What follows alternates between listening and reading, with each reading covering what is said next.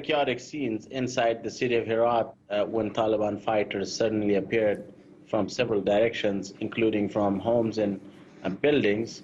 We did see clashes, in the footage that we have been able to observe. And they managed to get control of the provincial governor's office, the police headquarters, the intelligence service headquarters. And Herat city has been not only under siege and attack for weeks, it's also been a strategic city on the border with Turkmenistan in Iran, where two border crossings, major trading hubs, were seized by the Taliban a few weeks ago. This is the time of year where farmers should be harvesting their grapes.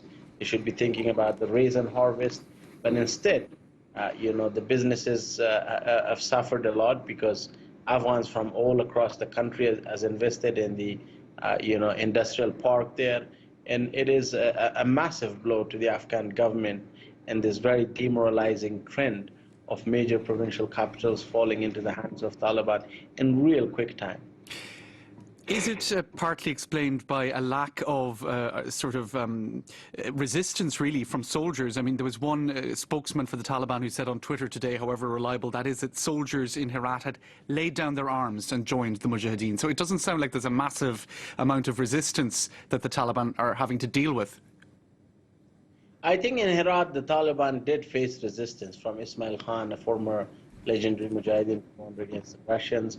He was a one-time Taliban prisoner in the 1990s, but he very publicly complained that Kabul had let him down, that reinforcements had not reached, although we did see American B-52 bombers, drone strikes inside parts of Herat city or on the edges of the city, literally trying to prevent the fall of Guzra district, which is just next to the Herat airport. So these are very chaotic scenes. This is urban warfare.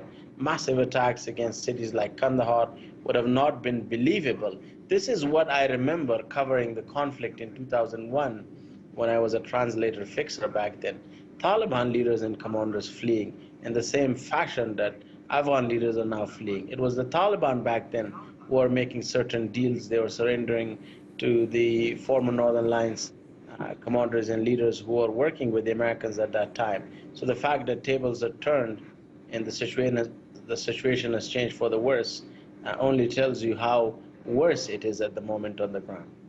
What of the situation in the capital, Kabul? There have been reports of some people fleeing at this stage. Is there a chance that the Taliban could take control of the capital, and if so, how soon could that happen? I would rather not make that prediction. But the fall of the city of Ghazni, 150 kilometers away from Kabul, does pose a serious threat to the security of Kabul.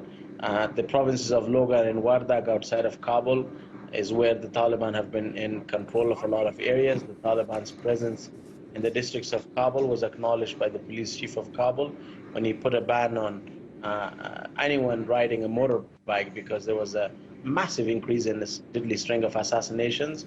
We've also seen that the Taliban have the ability, the networks, the sleeper cells, to strike right in the heart of Kabul when they carried a suicide car bomb followed by a complex attack, targeting the country's acting defense minister and anti-Taliban members of parliament from Baghlan province. So it is a very fluid and volatile situation, and it's almost impossible to make sense of very complex local dynamics behind the door sort of deals.